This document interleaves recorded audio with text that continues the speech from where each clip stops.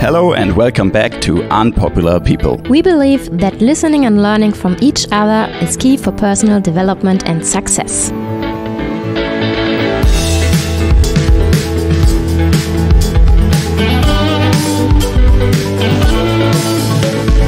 Today in our interview, Terry Tucker from the United States.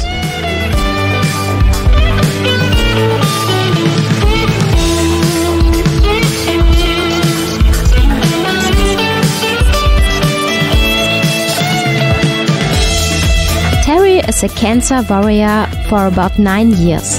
He had so many jobs and so many professions, and you will be very, very excited to hear what he has to tell you. But we will get to this in the next couple of seconds.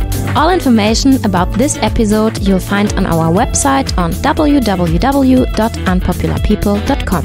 To stay updated about us and our shop, please sign up for our newsletter and you will find out everything about us, about our episodes and about our podcast. And now have fun with this interview. Hi Terry. Hi Ben and Lisa. Thanks for having me on. I'm looking forward to it. Yeah, how are you today? Outstanding. How about yourself? We are feeling very good. Yeah, we're really excited. Yeah, good. Thank you. Hello from my side as well. Absolutely.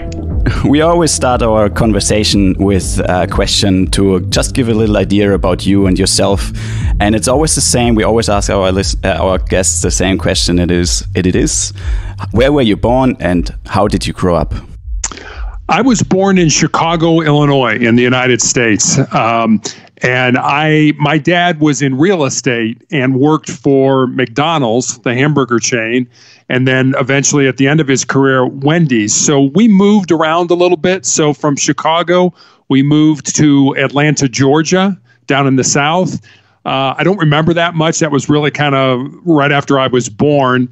And then we moved to Columbus, Ohio, and then eventually back to Chicago, where my mom and dad were from, and myself and my middle brother were born there. My youngest brother was born down in Atlanta. Okay, and how was your childhood like? What do you remember? I had a great childhood. I guess to give you a little bit of background of kind of it as an adult, which will kind of give you an understanding of my childhood. I'm 6'8" tall and played basketball most of my life. I have my middle brother is 6'6", and he was drafted by the Cleveland Cavaliers in the National Basketball Association here in the States. And then my youngest brother is 6'7", and he was a pitcher on the University of Notre Dame baseball team. And then my dad was 6'5". So if you sat behind our family in church growing up, there wasn't a prayer's chance you were going to see anything that was going on in front of us. But my mom was 5'7", and she was kind of the boss of the family. And whatever mom said went. It didn't matter how big we are or how strong we were. I just remember mom always running to the store to get milk because we were all growing and we were all growing fast. So I had a great childhood. Sports was a huge part growing up. My brothers and I played football, baseball, and basketball. I guess football, American football, not probably football, which you're used to. Soccer. No. Soccer was not big when I was growing up. It's much bigger in the U.S. now than it was when I was growing up. I mean, it was pretty much American football, baseball, and basketball, and that was it. And being so tall like you, you had the advantage to be probably a bit better than other smaller guys who were playing basketball. But did you see any advantages or disadvantages you think you should mention for other people that have the same size? It's funny, when I was young, my biggest problem was finding shoes that fit. When I was 14 years old, I was 6'5" and I had a size 14 shoe. Oh, wow. Okay. So you can imagine finding clothes was very difficult for me. And same with my brothers. But my curse was I had a long foot, but I also had a narrow foot. So finding long shoes that were narrow was almost impossible back then. Today you can find them all over the place, but back then for me it was really kind of clothing and that. But I liked being tall, and it took me a while for me to grow into my body. I always kid people that I was kind of like Dumbo. I had I had kind of a small head and big ears, and it took a while for my head to grow into my ear and that. And I got teased. I got teased about that when I was young, and kids and that. But I was always bigger than them, so the teasing didn't go on very long. So. And you also mentioned earlier. You mentioned the church. So was this a big part of your upbringing as well? Was it part of your family to go to church on a like weekly basis, or how does it work for you? It was. We are still, and I grew up Catholic. Still am Catholic. Was an altar boy, altar server growing up, which was always kind of fun because if you. What does it mean? The altar boy. We would assist the priest during Mass, during the service, and help him with the different parts of the Mass. And the nice thing about that, and this is going to sound really, really terrible. The nice thing about that is if we served with the priest for weddings and funerals, we got paid for it.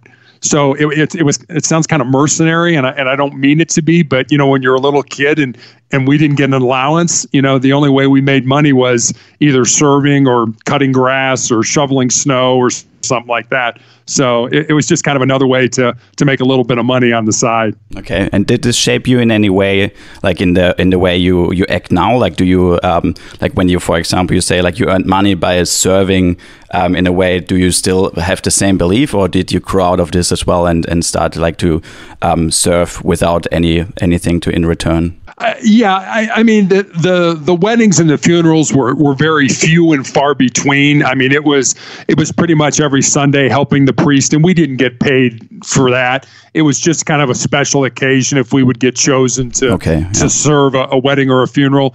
I mean, that's not something it's usually the other way around. You're giving to the church. It's not the church is giving to you. So absolutely today, my family, my wife and I, and our daughter give to the church. That's a big part of it. Faith is a big part of my life. I probably spend an hour every day praying. We'll probably get into this more, but with having cancer, for years, I would pray for other people because I've met a lot of people that really needed some help and things like that. And, it's only recently that I've really started asking for that miracle, from God to kind of take these tumors from my body and things like that. But I certainly have a tremendous amount of faith, and I really am not. I'm not afraid to die. I'm not afraid of what's going to end up, down the road. I'm in a way, I'm kind of excited to see what happened. And I think that just goes back to the way I was raised and the faith that I had. So does faith give you the confidence in this? So like believing in God and worshiping in any way, does it give you the confidence of not being afraid to die? Does it really come from there? It does for me. I think it's more than that. I think it kind of goes to our purpose in life, and I believe we all are here for a reason. We all have. I believe we're all destined to live uncommon and extraordinary lives, and that has absolutely nothing to do with the kind of job we have, or how much money we make, or where we live, or what kind of car we drive, or anything like that. We are, and we know this. We're all unique. We're not all born with the same gifts and talents, but we all have the ability to become the best person that we're capable of becoming. And I can't imagine at the end of my life standing in front of our Creator, whoever or whatever you believe that entity to be, and being unable to account for the gifts and the talents that I was given, that I was born with, and that I didn't use to make the world a better place. So for me, that lack of fear, that sort of confidence in what's coming afterwards, has to do with the fact that I believe that I have found my purpose in life, and I've lived that purpose. And once I think you do that, I think you're much calmer, much more relaxed about meeting the end of your life. And you said you think, or you believe, that people are here for a reason. What is your reason? What do you think about yourself? What's your reason to be on Earth? My reason, and this was kind of a struggle for me. I think there, and we know these people. There are people that they know they're going to be a doctor, or they know they're going to be a lawyer, or they know they're going to, take over their parents' business at some point in time, or whatever. They just know what they're going to do. And then there are probably the rest of us that sort of search and look for why we're here. And for me, I always wanted to be in law enforcement. I always wanted to be a police officer. My grandfather on my dad's side was a Chicago police officer from 1924 until 1954. I didn't know him very well. He died when I was like 7 years old, but his wife, my grandmother, lived until I was in college. So I got to hear a lot of fun stories about that. But my father was tremendously opposed to me being a police officer. My grandfather had been shot in the line of duty with his own gun. It was not he was shot in the ankle, taking a murder suspect to jail. And they wrestled over his gun, and the gun went off and he was shot in the ankle. But my dad always remembered the stories that my grandmother told about the knock on the door from the command staff that said, Mrs. Tucker, please grab your son. Your husband's been shot. And he didn't want that for me. He wanted more. But my calling, what was in my heart was really to be in law enforcement. And we kind of struggled with that. I wanted to do it. He didn't want me to do it. So I did what every good son did. I waited till my dad passed away, and then I followed my dreams. Oh, that's good to hear. And and in the introduction, and now we heard that you had several jobs during your life so far. So tell us a little about your jobs. What did you do in the past? With what kind of jobs? And all the process to becoming a police officer? Sure. Yeah. I kind of get kidded that, one of these days I'm going to figure out what I'm going to do with my life. What are you going to do when you grow up? I have had quite a few jobs. I was the first person in my family to graduate from college. So when I had I graduated with a business degree, and I graduated and I was all set to make my mark on the world with this newly obtained business administration degree. And I kind of laugh now and look back at that. I didn't know a thing about business, even though I'd graduated with a degree. There's so much, I have a degree, but there's so much you need to just on the job training and that. So my first job out of college was with Wendy's International, the hamburger chain, in their marketing department. And from there, I was there about 3.5 years, and I was kind of it was the heyday of Wendy's, at least here in the United States. They were very successful. They were probably a Fortune 50 company in terms of revenue and that. But from there, I moved to hospital administration, and I was doing new product marketing for a fairly large 1,100 beds, about a 5,000 employee hospital. And I met my wife doing that, and we were part of a leadership program. She was working for a bank, and the hospital sent me to this leadership program along with her organization that sent her. We met each other, fell in love, and got married. And from there, we moved to California. And that's kind of where I started in law enforcement. And it's funny. I remember sitting at the table one night, and there was an advertisement in a paper for a class at the local college that you could take, and if you passed it, you could become a police officer with the city of Santa Barbara. There was no guarantee that they would take you, but there was a possibility. So I remember sitting there thinking, gee, we've been married, 2.5 years. My wife had only known me, as a suit and tie kind of guy, 8 to 5 Monday through Friday, and I was like, hey, hon, what do you think about me doing this entirely different career, where you'd be working nights and weekends and, holidays and all that kind of stuff. And she was incredibly supportive. So I took the class, and I was working as a customer service manager of an academic publishing company at the time. And so I would work all week, and then Friday night I'd come home, put on my police uniform, go to the police department, go to roll call, and then go out and patrol all night and come home at like 7 o'clock in the morning, exhausted. But my wife always said you had this big smile on your face, like you really loved what you were doing. So when our daughter was born and we moved to Ohio, that's kind of where, I had the next dinner table conversation. Hey, hon, what do you think about me doing this full time? And again, extremely supportive. I went through all the different testing with through the police academy, a written test, a psychological test, a physical fitness test to get on. And I remember there were 3,000 people that were competing for 100 jobs. And I got into the first class of 50, and there was a second class of 50. And I was old. I was 37 years old when I was a rookie policeman. And I loved it. But I worked in patrol, just running a beat in a police car in uniform. And then I switched over to the drug unit, and I was an undercover drug investigator. And people always laugh. It's like, you were 6'8". How did you possibly, become? And I always tell them that the thing that motivates people see you all the time everywhere. They do. They do. And I never changed my appearance. I never grew my hair long. I never do anything like that, because the thing that motivates that business is greed. And as long as you have money, people will sell you drugs, and I had money. We worked a lot of buy busts where we would buy drugs and then arrest the person that did that. So I did that for a number of years. I was on the SWAT team. I was a hostage negotiator where I was working with people. If you were talking to me, you were probably having the worst day of your life. And then we moved to Texas, and I started my own business and was coaching basketball. And that's when I found out I had this very rare form of cancer. I would like to come back a little bit to the police officer, your job. What did you find so interesting in this job? Why did you want to be a police officer all your life? I think it was honestly my calling.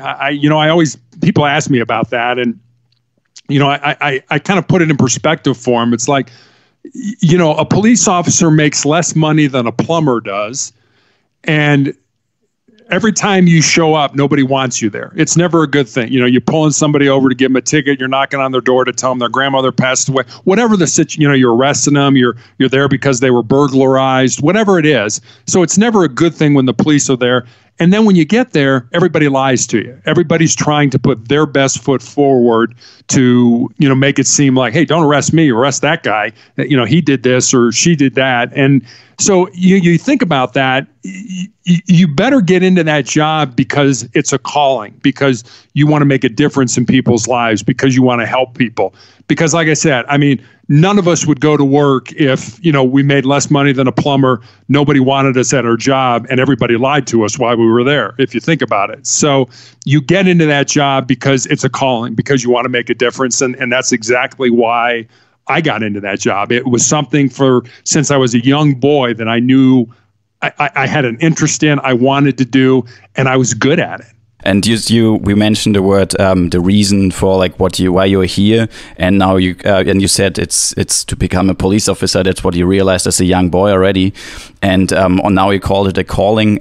So what advice could you give to especially young kids that want to become something, or that's looking for the reason why they're on Earth, and to find their own calling? Because I think the generation, especially nowadays, because there's the problem of choice, they sometimes have too many things to choose from, and it's really hard to find their own identity. So what advice could you give to them to really find their calling? That's, since I've had cancer, that's, I told you what I thought my purpose was in law enforcement. And once I was finished with that, I don't think that was limited to my only purpose. And I think my purpose now, having had cancer for a number of years, is to help people find their purpose or their why. And that's really kind of a passion of mine. I recall a quote I heard a long time ago from a novelist here in the United States by the name of Mark Twain, who said that the two most important days of our lives are the day that we're born and the day that we figure out why. And when I speak to groups, I often ask this question: do you have any idea why you were put on this earth?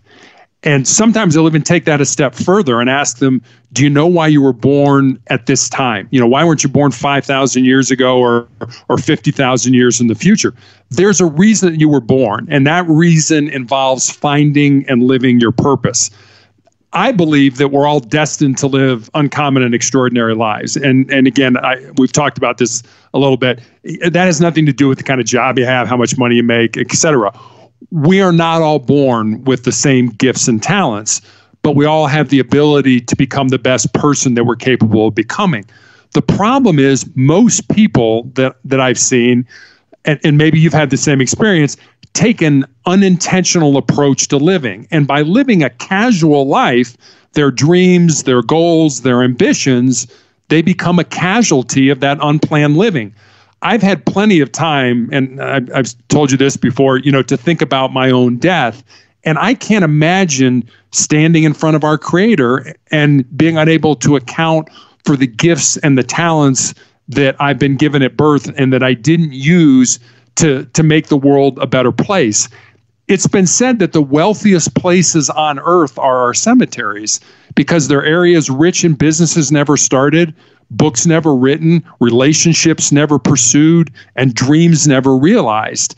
There's a Native American Blackfoot proverb that I heard years ago that I absolutely love, and it goes like this. When you were born, you cried and the world rejoiced. Live your life in such a way so that when you die, the world cries and you rejoice. The only way to find your purpose, and whatever that is to search it out and basically to try things that make you uncomfortable, to fight against the status quo, to experience things that frankly scare you.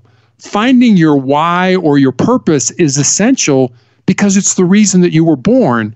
And the only way to discover that reason is to be open to it and search for it with your heart. Yeah, great. The question I asked myself, getting diagnosed with cancer and being so religious and believing in God, how do you think, why, I call it God, did choose you to get cancer? So how can you deal with this question when there is a reason for everything, why we are on earth? Why put God cancer on you and not on somebody else? See, I don't look at it that way. I don't think God said, I'm going to give you cancer. I don't believe that God, sits up and, if you want to call it heaven, and kind of picks and chooses and says, hey, you're going to get cancer, you're not, or you're going to do this, or you're going to do that. I think God lets just life happen to us. And, I've asked this question before because my cancer is a form of melanoma. And most people would think of melanoma as a skin type of disease. I was out in the sun too much or something like that. Well, my form of melanoma appeared on the bottom of my foot.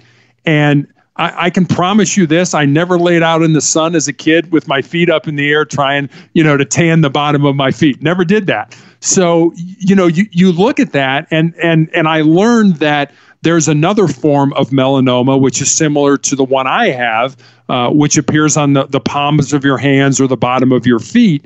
And then there's even another form of melanoma that appears in the mucous membrane, so in your nose or your mouth or something like that. And so, I've asked my doctor numerous times, why did I get this? Why did this happen? Because I have been genetically tested for the 88 different genes that they either know of or they suspect cause different forms of cancer. Everything from breast cancer to lung cancer. And I have no mutations whatsoever in any of my genes. So why did I get this cancer? And my doctor's like, I don't know. The only thing we can possibly think of is that it might, and again, this is a huge might, it might be related to a trauma that you had to that area of your body, of your foot. And I'm like, I never had a trauma there. Like a foot injury or something? Yeah, or like you broke a bone or, you had some type of injury or trauma to that area. And I'm 60 years old and I can never recall an area where I've had an injury to that. So that being said, I don't know why I got it. I wish I did. I wish I had the answer to that question, but I don't blame God for it. I just use the resources that that God has given me, the faith, the love. You know, I always, people ask me about God, and I kind of try to put it this way. You know, God is the greatest manifestation of love that we've ever seen or heard or felt. And I mean, if you think about that, if we're created in the image and likeness of God, and God knew every dumb thing we were going to do, every stupid thing, every sin we were going to make, every bad thing that we were going to do, and yet still loved us enough to put us on this earth to try to make, you know, with certain gifts, to try to make this world a better place. I mean, that to me is, I mean, I know I've sinned constantly, you know, my whole life. And the fact that you love me enough to put me here, that to me is something that I have a hard time wrapping my mind around, my head around, that kind of love is so powerful and so amazing that I just use that love to help me fight this disease. It's a very nice belief system you got there for you, and yeah, we admire this. It's very nice to like hear those words. Me personally, I'm an atheist, and I think other people out there are atheists too. And but I think the most important part is to have tolerance for each other, and everyone creates their belief system, which is great. You know, that you can have this love and feel this love and those emotions. So I want to know from you, like being a cancer warrior, and there's probably other people out there that are cancer warriors too. I mean, everyone has at least one person in the family or with their friends that died from cancer or like sick, and maybe most of them don't have a belief system that you have. Could you give any advice to them what they can do, like to still feel the love and you know, like the compassion that you feel, to keep on believing? Yeah, I guess it probably, I mean, to answer your question, probably easier to sort of tell you my cancer journey, because I think in there, you know, it helps to understand what I've been through, and then it'll probably make you understand a little bit about why you know, some people think I'm kind of nuts in the way I approach things, but you know, absolutely in my life, the greatest challenge that I've ever experienced. And I had knee surgeries in high school and things like that. But certainly for me, the greatest challenge occurred in early 2012 when I was diagnosed with this rare form of melanoma that presented on the bottom of my foot. By the time the cancer was detected, it had spread to one of the lymph nodes in my groin on that leg. And because my disease is so rare, again, there's only about 6,500 people in the United States. I don't know the world numbers for this type of cancer, but only about 6,500 people in the U.S. that get this type of cancer every year. So it's not a huge population. And so it was recommended that I go be treated at MD Anderson Cancer Center, which is probably the premier cancer center in the world, because literally people come from all over the world to be treated at MD Anderson for whatever kind of cancer that they have. So while I was at MD Anderson, I had 2 surgeries to eliminate the tumor and all the lymph nodes in my groin. And I had a skin graft to close the wound on the bottom of my foot. And when I healed, I was put on a weekly injection of the drug called interferon to help keep the disease from coming back. My oncologist used to say we're trying to kick the can down the road. You know, the longer we can go, the more therapies, the more options you'll have. Interferon, at least for me, was a horrible, nasty, debilitating drug.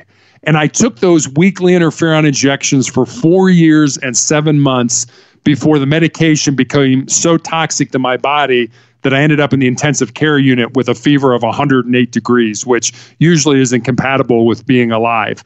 But fortunately, I was at a very premier emergency room that was able to stabilize me and get me to the ICU. The interferon, when I took it, gave me severe flu-like symptoms. I mean, we've all had the flu, you know, for 2 to 3 days every week after each injection. I lost 50 pounds during my therapy. I was constantly nauseous, fatigued, chilled. Even my ability to taste food diminished. And this misery went on, and I actually counted it up, for over 1,660 days. And the one thing I learned during all my pain and suffering is that you have 2 choices. You can either succumb to the debilitating discomfort and misery, or you can learn to embrace it and use it to make you a stronger and more determined individual. And I chose the latter, but I want your listeners to understand that there were days that I felt so poorly and I was in so much agony that I literally prayed to die. I just wanted out of this life. Each day was a struggle to use my mind to override the apathy and the distress that my body was feeling. I realize that pain and discomfort can beat people to their knees and keep them there if they let it. But I also came to appreciate that I could use that pain and suffering to make me a stronger and tougher individual. I was no better at dealing with pain and discomfort than the next person, but every day I found a way to survive with the knowledge that I'd need to do it again the following morning. I wish I could be here to say that this was a feel-good experience, that I had conquered my cancer. But I can't. I mean, the melanoma that had plagued me for 6 years until I got off the interferon returned in 2017. And in January of 2018, my only treatment option was the amputation of my left foot. The disease returned again in 2019, requiring 2 more surgeries on my leg. And then last year, an undiagnosed tumor in my ankle grew large enough to fracture my tibia, my shin bone. And that resulted in the amputation of my leg above the knee in the middle of a global pandemic. I mean, my wife literally dropped me off at the hospital. I was by myself. I was the only surgery that day. I was in the hospital for 48 hours, had my leg taken off, and I was out. And, you talk about being scared. I certainly was scared. And then on top of that, further testing found that I have multiple tumors in each of my lungs, and my doctor's not real optimistic about my long-term longevity in terms of living. But I refused to be a victim, to this cancer, to this malignancy. And I vowed to continue my fight. I knew the only way that cancer could win is if I gave up or I gave in to the disease or it killed me. I can certainly stand here in front of you guys and say, I understand what it's like to fight for your life. And the one thing I've learned is that as long as you don't quit, you can never be defeated. But I also came to appreciate that the responsibility for altering your life is entirely up to you. Whining, complaining, and blaming others for your circumstances are certainly not going to enhance your experience. Yeah, very sad to hear this. But also empowering. I think it's a bit of both. So I have to say, it's really mixed feelings here. So it's like you tell us this that's your life story, and it's of course it's very, very sad. But like I also feel like how you present it and how you tell us your story. It's very empowering and impressive. Yeah. And what do you appreciate in life most? So maybe this is the thing that keeps you alive. Is it the love from your family, from your wife? What is it really inside you? I think and I kind of call it the 3 F's: faith, family, and friends. And as I said, and we've talked about my faith life, I have a great family. My wife and I have been married for 27 years. We have one child, a daughter who is an adult now. She's 24. She's a graduate of the United States Air Force Academy and is a lieutenant in the military. And they're my rock. They really are people that I know without a doubt that if it hadn't been for my wife, I'd be dead by now. She's recognized things, hey, this doesn't look right. We need to get to the hospital. We need to get to the emergency room, whatever it is.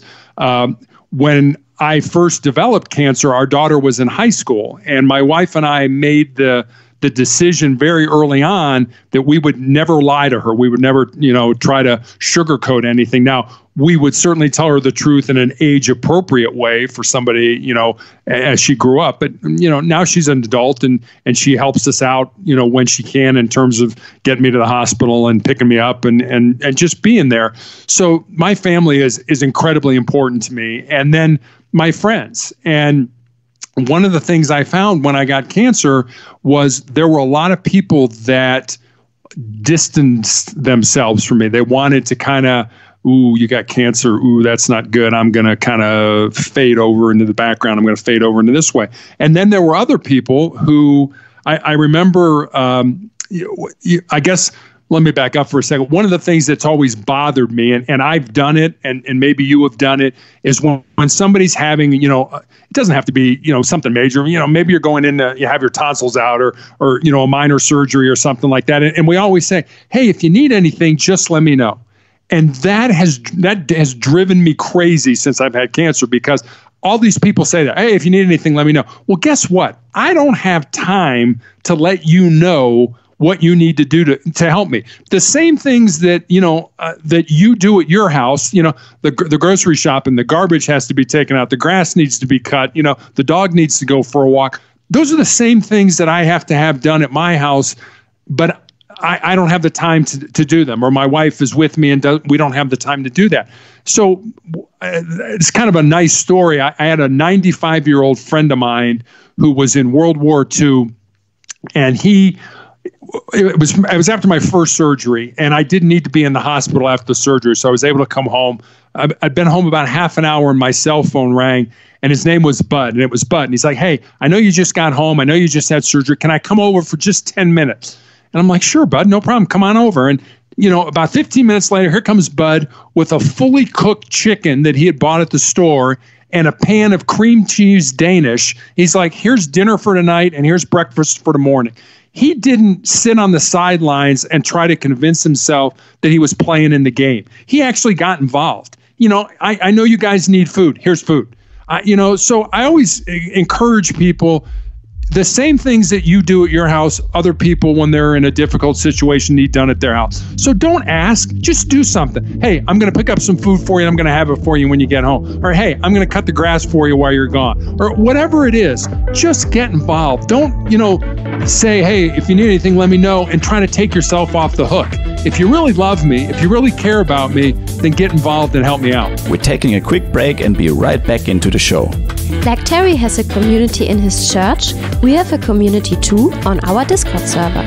To join us, visit our website www.unpopularpeople.com and sign up for our newsletter. On our website, you'll find our Unpopular People shop with Unpopular People clothes and fitness services that represent our community. And now back to the show.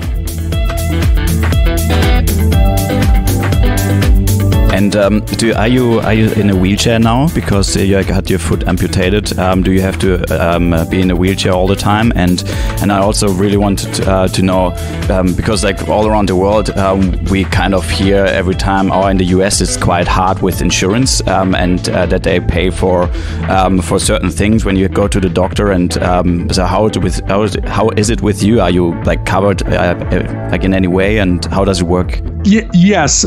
So I am in a wheelchair. I have a wheelchair. I also have a prosthetic leg that unfortunately I have not been well enough with my chemotherapy and my clinical trial drug treatments to get enough time with the physical therapist to learn to walk with that. Because my insurance will only cover so many visits to the physical therapist. So I haven't wanted to use those when I was in a weakened state, and I go to the physical therapist and then I can't go for a month, and you lose all that. So from that perspective, it's been great. I mean, the insurance does cover things. We have what's called a high deductible insurance plan. So we have to reach a certain goal, and it's many thousands of dollars out of our pocket before the insurance kicks in and then picks up everything else. So from that perspective, we know that, and so my wife, in her job, she has that money taken out of her paycheck every week or every 2 weeks when she gets paid. And that helps us to save for that, so that we don't, it's not like, oh, hey, you got to pay this $5,000 bill. Well, we don't have $5,000, I mean, most people don't have $5,000 laying around and that. So we kind of budget for it in that regard. But other than that, the insurance picks up a lot of it. And the fact that I'm on a clinical trial, which is there's a company that's trying to determine whether this drug they've developed is effective or not. They pick up some of the expense of that, so that I'm not saddled with all that as well. And with the clinical trial, do you see any anything positive happening already? Or do you have any benefit, like feeling from this already? I do, as a matter of fact. So I was on a clinical trial drug for 4 cycles, which was a week on, 2 weeks off, a week on, so 4 different cycles, and have just started last week. They added a new drug to it, which they're hoping will increase the positive benefits. Basically, the tumors in my lungs have shrunk by over 20% at this point in time.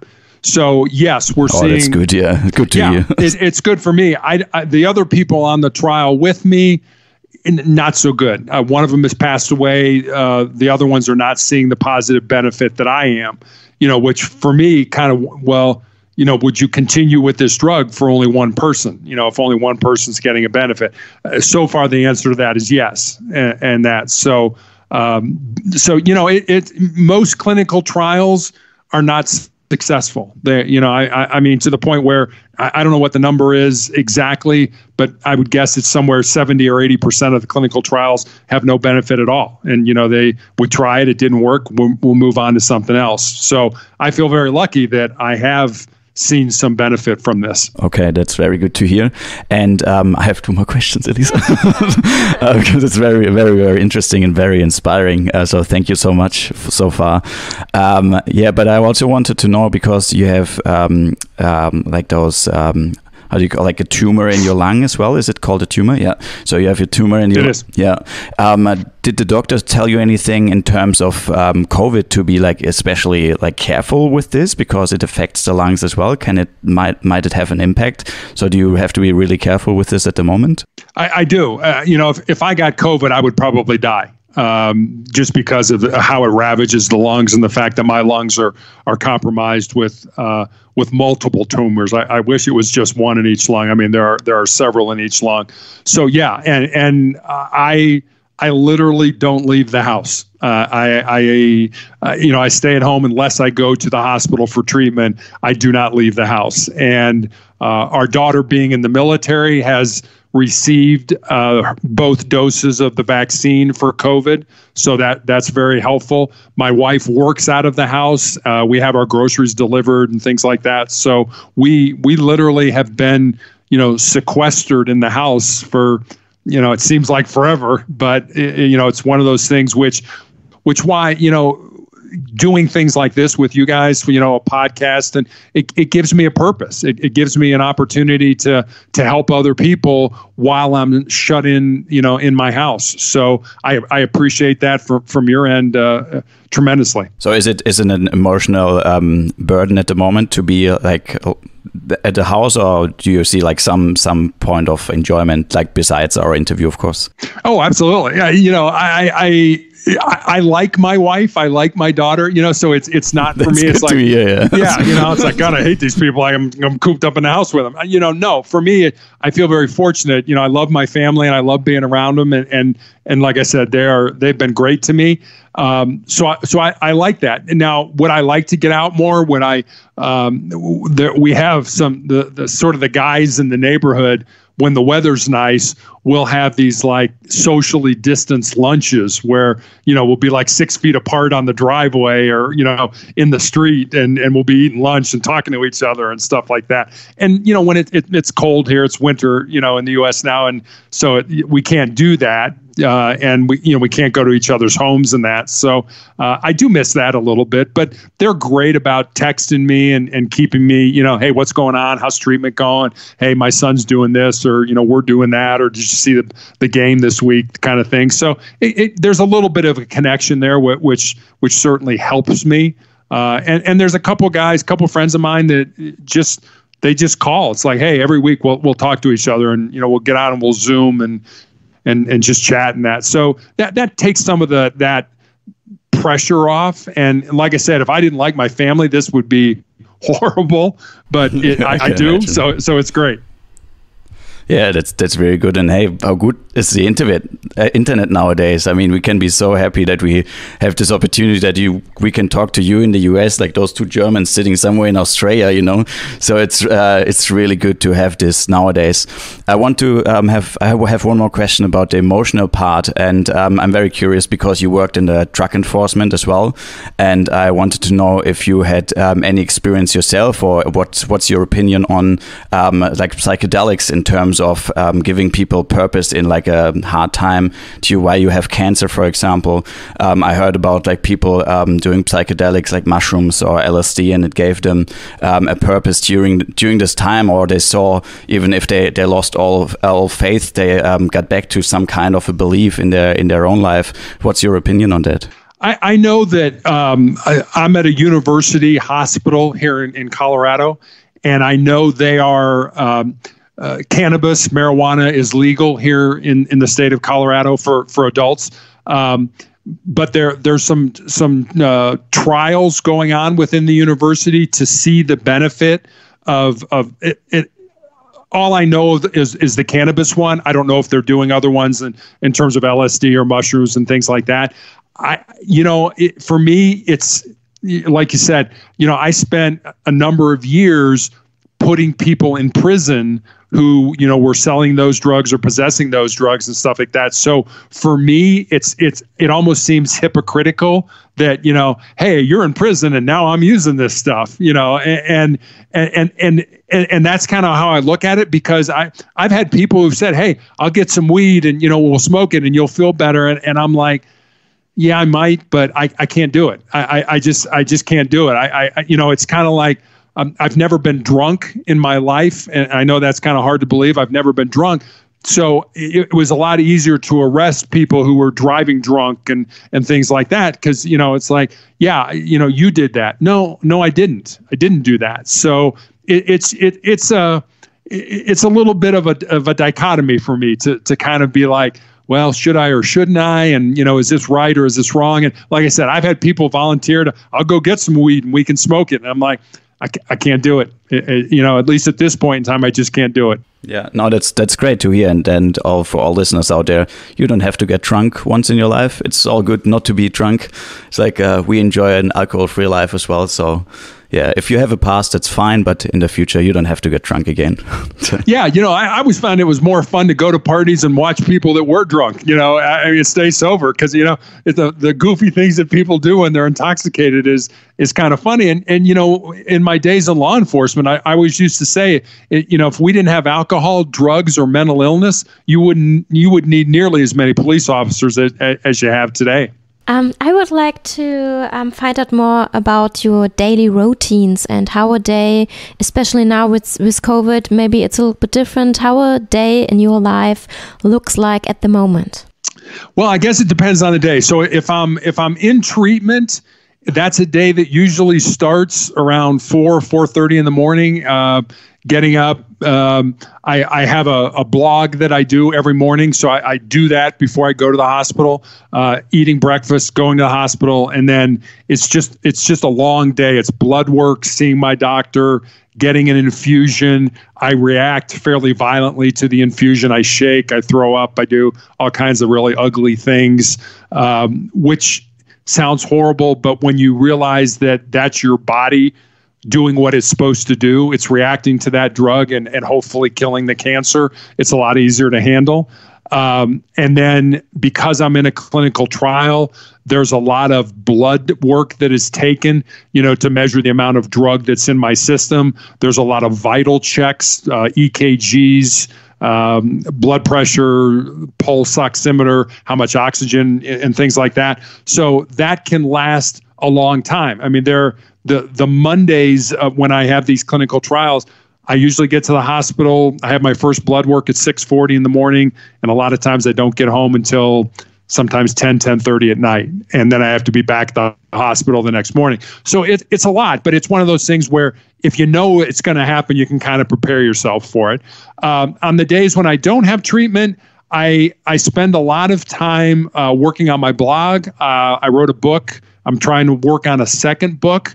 I do a lot of reading. I I like understanding, the mind. I like, why did this person succeed and that person didn't? And so that's always been real kind of interesting to me, especially being a basketball coach. Can you imagine, making your living with, in my case, it was high school. So, 14, 15, 16-year-old kids, they're not mature, their prefrontal cortex hasn't fused together. Their synapses haven't, all the things that you're like, and you're trying to make your living relying on these individuals to do what you ask them to do. So it's kind of funny in that regard. And in all honesty, I nap and as I said, I pray and things like that, because this takes a lot out of me physically as well as mentally.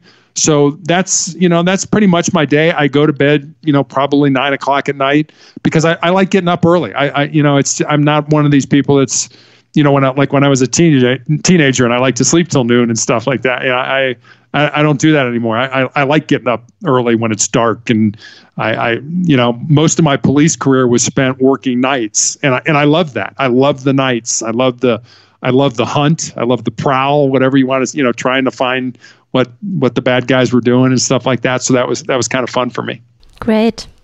Tell us a little bit about your books and your blog. What are they about?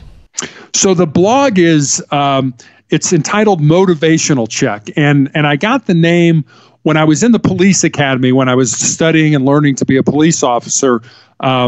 It was a phrase or something that anybody could shout out, because part of being a cop, there was the classroom side where you learned about laws and search and seizure and things like that. And then there was the physical side, the running, the push-ups and all that kind of stuff.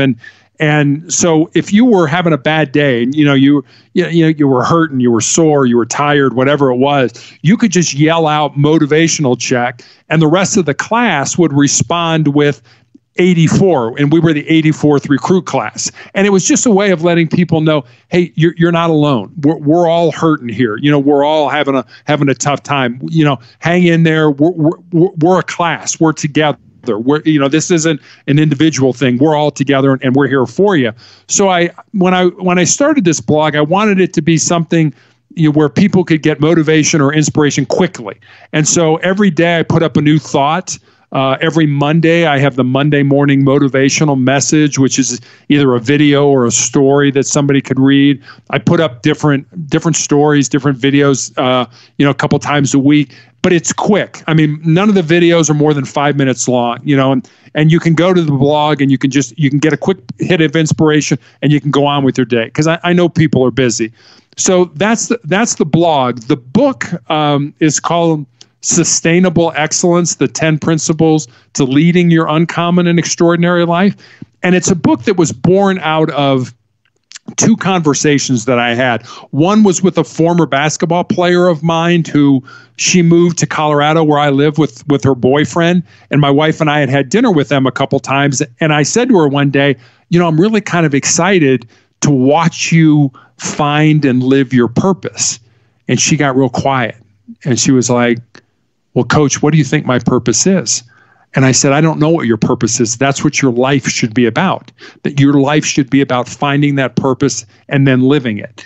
And I know I kind of left her like, oh my gosh, that was pretty heavy, pretty deep and that kind of stuff. But that was one conversation. And then I had another conversation with a basketball player who connected with me on LinkedIn, and who said, could you tell me what you think are the most important things I need to learn to not only be successful in my job, but successful in life?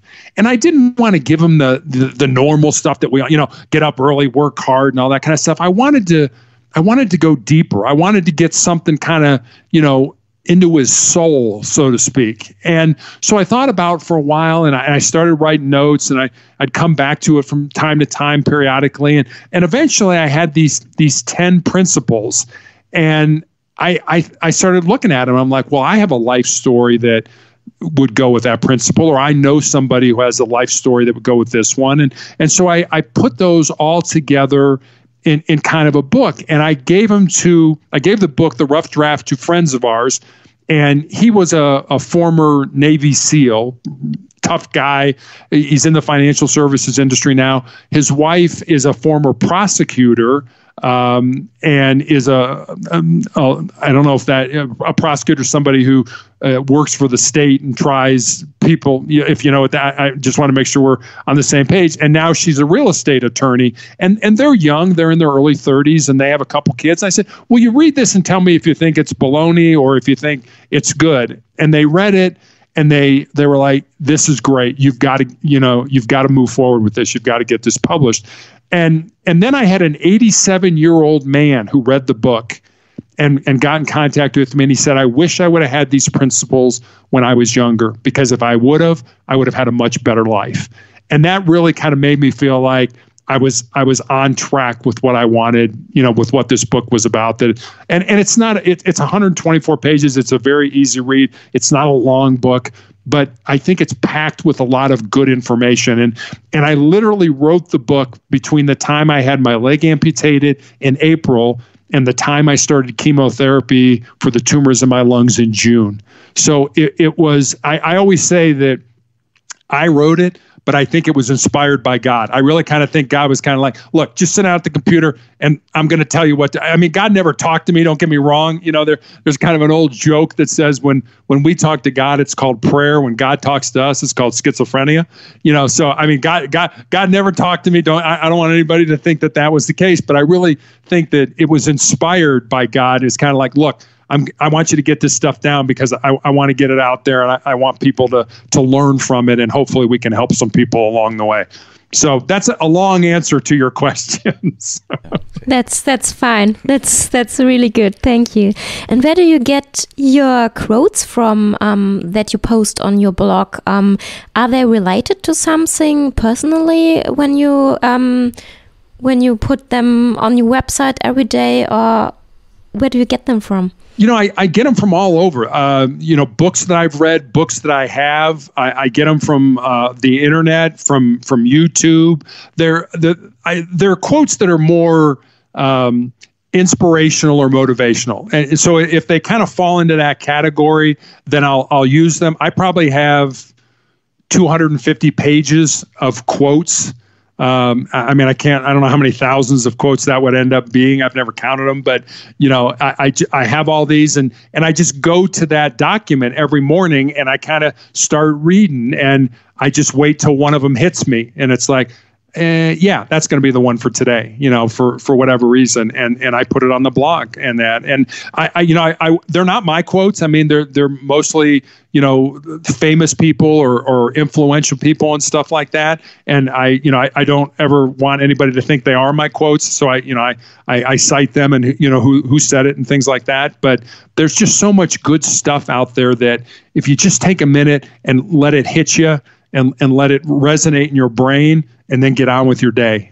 I think it's impactful in a way. Yeah, thank you very much. We'll definitely put this in the show notes as well, so our listeners can find it in there as well. I have some more question about your kids, your two daughters, because I'm so lucky to still have my dad in my life. At least, unfortunately, she doesn't. But I want to know, how do you? So how do you prepare your kids for this? How do you talk to your kids about your disease, and how do they handle it? Do you have any idea? Do they give insights about their emotions to you as well? I wish my daughter did more. And again, we only have the one daughter. Sorry. That's okay. I kind of wish we had a couple more. We've been so blessed, but like I said, we never lied to our daughter about anything. We would, Dad's in the hospital, or Dad's got to have his foot amputated or his leg amputated or whatever it was, and a lot of this happened when she was in college and things like that, and she wasn't there, and that, but we've always involved her. And even when I found out I had the tumors in the lungs and I was losing my leg, and that, one of the things I did when I was healthy enough was my wife and I went to the cemetery and to the mortuary, and I've planned my funeral. I mean, down to the mass that we're going to have, to where I'm going to be buried, to the casket that I'm going to be in. And I had people tell me that that's defeatist. You're basically saying that, you're not going to make it. And I look at those people and I'm like, well, I got news for you. We're all going to die. We're all going to die, but we're not all going to really live. And that's really kind of an important part to me. The dying doesn't scare me because I lived my life. It's the people that don't live their life, that live a casual life, that never try to reach their dreams, that never try to figure out their purpose.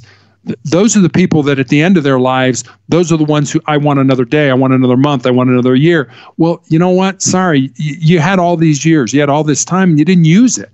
Why would you expect to get more time? I mean, it'd be great if you could, but that's not necessarily going to be the case. And so for me, dying is not something that scares me. It's not something that I'm worried about. So I try to live my life in such a way so that my daughter can emulate that. I can be a role model to her in life.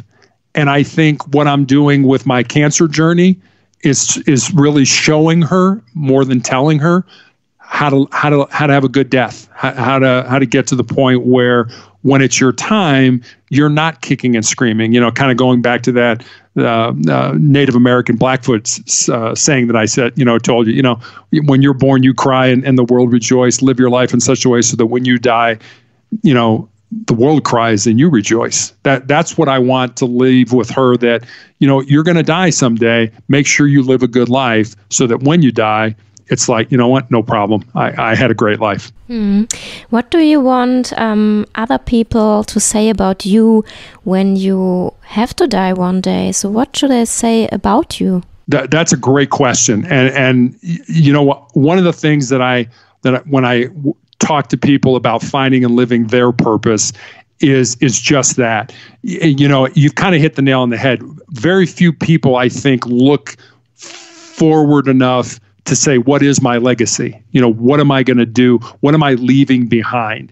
And it's not, nobody's ever going to name a street after me or a building after me or anything like that. And in all honesty, I could care less if they did, and what really I think is important is the lives that we touch while we're here, the people that we motivate, the people that we inspire. I had a nurse last week, a young lady who had cared for me for the first time on her own. She had just come to the unit and was in training when she initially cared for me, and now she was on her own. And she said, "I got a story to tell you. Remind me to tell you." And I thought, wow, this is kind of interesting. And so I kind of grabbed her when it was so slow period. And I said, "What was the story you were going to tell me?" And she said, "I was ready to give up nursing. I'd called my parents. I told them I was going to quit nursing. I was going to go to work for Amazon. And I was, I just wanted out of this." She had a friend that had died. She was kind of, in a funk and a depression. And she said, "And then I met you and I heard your story and I saw what you'd been through. And I realized I couldn't quit, that I was doing what I was supposed to be doing." And, if she hadn't have told me that, I would have never known that. But I was really, certainly touched that she shared that with me. But think about all the people that you touch in your life on a daily basis that you probably have no idea that they look at you and say, "Man, I wish I was like her," or I wish I was like him, and you don't know who those people are. So if you can, think about what's my legacy? My legacy is the people that I touch. My legacy is the people that I motivate. My legacy is the people who look at my story and say, "Man, his life sucks. I thought my life sucked. My life's not nearly as bad as his. So, you know what? I got nothing to complain about. The guy lost his foot. He lost his leg. He's probably dying and he's still out there trying to make a difference. What do I have to complain about?" If I can motivate people that way, if I can, if that can be my legacy, then, and I hope it is, then I'll be very, very, very, very happy with that. But that's one thing I always tell people. It's like, let your life be focused on the decisions that you made, not the decisions that you didn't or that other people made for you. You make those decisions. And And I'm one of those people, and I'm sure my doctor is probably ready to hit me over the head sometimes. I'm always asking questions. Well, why are you doing this? Or why are we doing that? Why don't we do this instead of like that? I'm not one of those people that just say, well, you're a doctor, I'm just going to turn everything over to you. There are some people that feel comfortable with that. You went to medical school. I don't know anything about it. I'm not like that. I want to know why you're doing what you're doing.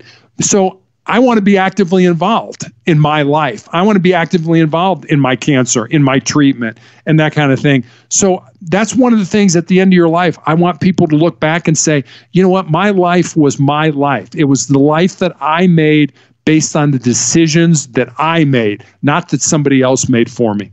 And you focus on your strengths, not your weaknesses. And I guess there's also, even for you, there are people out there where you think like, oh, I'm actually really blessed with what I have. I have a wife that I love and she loves me back. I have a daughter that I love and she loves me back. I have found my faith and I've found my purpose. So that's very interesting. Like if you can inspire someone else, and there's probably so many people that inspired you in your life. I think that's great. And also what you said earlier, there's a book called 7 Habits of Highly Effective People. I don't know if you have heard of it. I have, and I've read it. Yes, yeah, Stephen Covey. Yeah, it's really nice, because like what you said, he describes a similar situation there as well. Like you should look ahead and imagine like your own funeral. What do you want people to say about yourself? So thank you for that really nice question, Elisa. And that was a great question. Yeah, and I also wanted to know now, like speaking about your daughters and how they handle it. What do you think could young people learn in school to understand life better, to have it a bit easier to find a purpose? Because I think if there's one chance we can change the world, it's with like young people, especially like changing the education system in every country. Like every country has a bit of a different education system, but there's so many similarities. So what do you think every school needs to have in the whole world to make the world a better place? I think a couple things. Number one, I think we need to, at least in the United States, we need to get back teaching civics and history. You've got to understand how this country was formed, how fortunate you are to live in a country where, you can do or become anything you want with hard work. There's nobody telling you you've got to work and give you this amount. I mean, I know we do in taxes, but you've got to work and the state will provide you with doing all those kind of things. But the one thing that I tell people, especially people who contact me and say, I want to be a police officer, what do you recommend for me? One of the things I tell them is put your cell phone down. Get out there and talk to people. You need to be a good cop. You need to be able to talk to the homeless guy on the street and the guy that lives in the penthouse. You need to be able to understand where they're coming from. And I see that with so many young people. They can't talk to you. They can text the hell out of you. They'll text you, but they can't sit and have a conversation with you. And for me, that's a scary kind of thing. It's like, what do we leave in the world too? Where we're only going to be able to communicate through text. And the same thing, you would call me, an SOB on a text, but you wouldn't call that to me to my face. And that, the bullying What's that goes. SOB? It's a. Oh, okay. Yeah, it's a bad word that I don't want to use on your podcast. Okay, but you'd call me a name, or you would bully me, or you would say, your ears are too big, or I don't like the color of your hair, or whatever whatever you do. You'd say that to me on a text, or you'd say that to me, on the internet, but you'd never say that to me to my face. And that to me. That goes back to, integrity and character. If you don't have the character to say that to me to my face, then you sure as heck shouldn't say it to me over the internet or over your cell phone or something like that. So I think we need to get back to connecting with each other as people, not with we've got all this technology to help us keep what's the word I'm looking for? To be more connected with each other. And yet I feel we are probably less connected than we've ever been in the history of the world, because we just, everything's got to be over text. Well, just have a conversation with me. Just talk to me. Pick up the phone. Let's talk. Why do you have to text me all the time?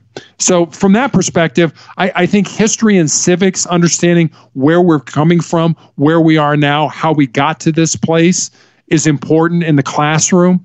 And then from just a person point of view, I think we need to be able to have more conversations with each other. Do you have any idea or advice how people can connect to speak to each other and not just over the internet texting or chatting with each other? Is there a way? Yeah, I think there is. And I devoted an entire chapter in my book to listening. And when I say listening, not listening to respond, because we all do that. You're saying something and I'm like, oh yeah, hurry up and say something because I want to get in there with with my 2 cents. But listening to understand, where are you coming from? And as a hostage negotiator, one of the things that we had to get good at was, we were probably a block away, talking to somebody who'd barricaded themselves in a house. So I don't have you in front of me. I don't have the visual clues of understanding what you're saying. So I had to figure out what was going on based on what you were saying, what you weren't saying, or how you were saying it, and try to talk you out of a very bad situation, sometimes a horrible situation. Sometimes those situations ended with people taking their own lives. And I never lost any sleep over that, because I did everything I could to help you get to that situation. So I think it's real important that we put our phones down and we just talk to each other. That we have a conversation, that this is great technology, and don't get me wrong.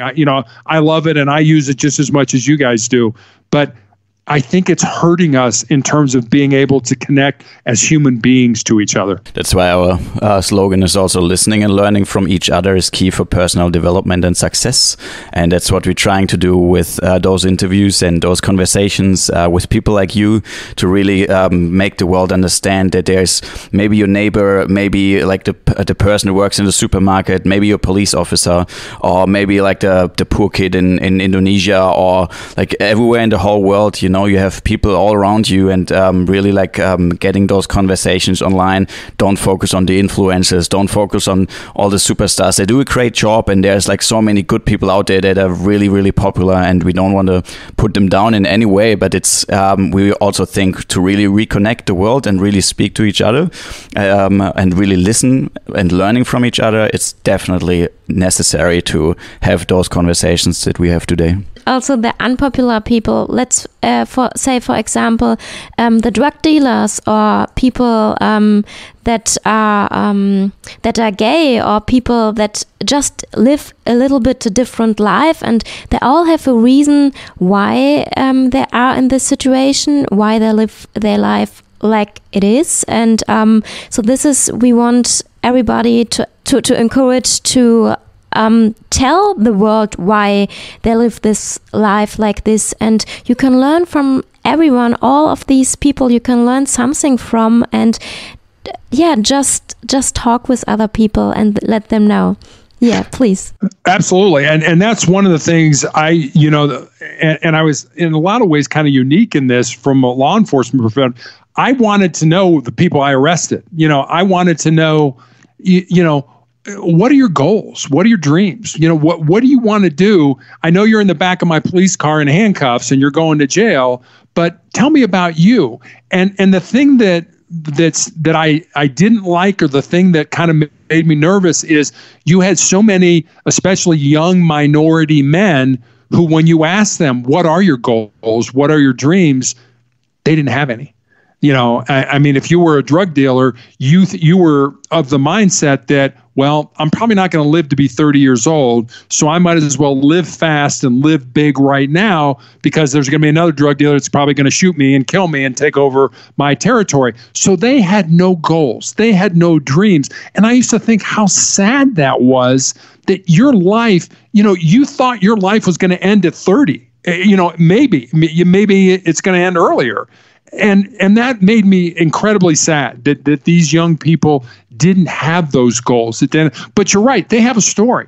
Why did you get here? And like I said, I worked nights a lot, and we had especially for juveniles, we had curfew laws where, you couldn't be out after a certain period of time if you were a certain age. And it was not uncommon for me, to grab a kid that was 12 years old that was out on a school night at 3 o'clock in the morning. Well, I'm telling you right now, nothing good happens after midnight. I always used to tell my daughter that nothing good happens after midnight. It's drunks. It's, you don't want to be out. Well, some parties can be great after midnight. Some people, they can. Don't get me wrong. You're right. But I mean, from a law enforcement point of view, not a lot of good things happen after midnight. And so, you get a 12-year-old kid out at 3 o'clock in the morning, and then you take him home and you realize his situation is, his dad is in prison. His mom is a prostitute. He's living with his 82-year-old grandmother who goes to bed at 8 o'clock at night and has no supervision of him whatsoever. Now you understand the situation. Now there's a story behind just a kid who's out breaking the law. There's a story behind that. Thank you very much. And as you know, our podcast is called Unpopular People. So you mentioned earlier, like you felt very sad hearing from the drug dealers or from the criminals or whoever you had in your police car, who were very often from some sort of minority or different whatever group they are from or whatever background they're from. But do you imagine you were popular, like you were heard all over the world, you were like the new Tony Robbins in this world, or you whatever you do to be like famous and popular all over the world.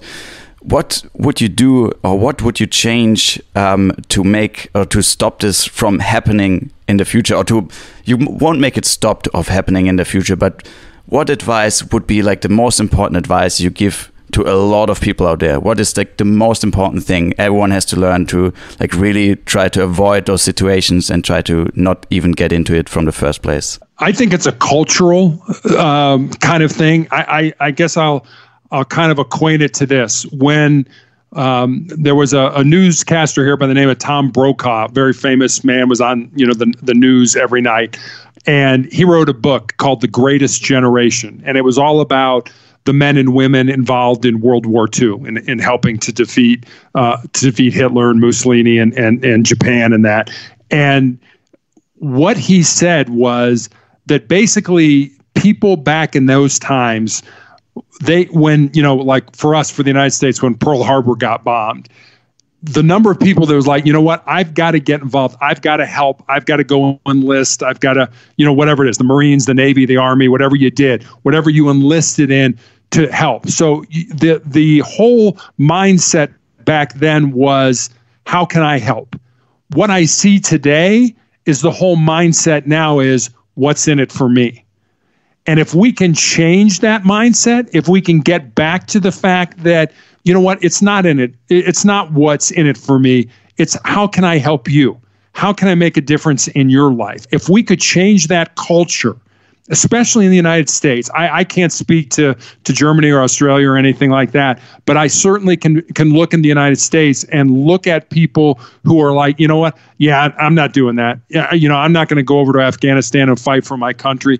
I'm just going to sit here and, I'm 30 years old and I'm living in my parents' basement. Well, what are you doing with your life? Nothing. You're doing absolutely nothing with your life. And and all you care about, what's in it for me? What do I get out of this? Maybe if you turn that around and said, how can I help?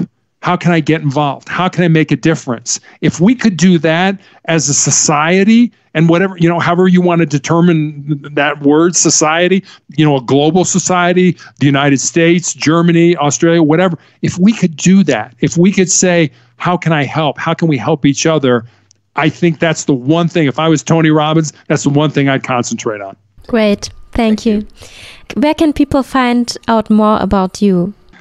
Probably the easiest place is to go to my blog. So it's motivationalcheck.com, motivationalcheck, all one word.com. You can leave me a note there if you want to send me an email, motivationalcheck at AOL.com. And if you go to Motivational Check, I have a Twitter account, a Facebook account, a LinkedIn account. You can access all those through motivationalcheck.com. Great. Thank you. Thank you very much. We put this in the show notes. And we have to come to an end, I think. Unfortunately, time is limited as always in life. So first of all, thank you very much from our side. I say goodbye from my side. Yeah, thank you very much. It's been a great conversation and really inspiring, I think, for both of us. And we really hope we stay in touch. It was really interesting and that you reached out to us. And we're really grateful that you did, because it's for us it was great to talk to you, and we hope we can keep this up in the future, stay in touch, expand our universe and our community to you and to the people that want to join us as well on this movement to really talk and listen to each other and really helping each other out in whatever situation they find themselves. So thank you very much for sharing your story. That was really, really inspirational. And also thank you very much from my side. And if there are any final words for this episode, there's now the time for it. Sure. Thank you. I'll leave you with, first of all, I want to say thank you for giving people like me the forum, the opportunity to get out there and for me, to help as many people as we can, whoever listens to this. I mean, maybe 10 people listen to it, maybe 10,000 people listen to it, but if we can help one person through our conversation, then we've made a difference.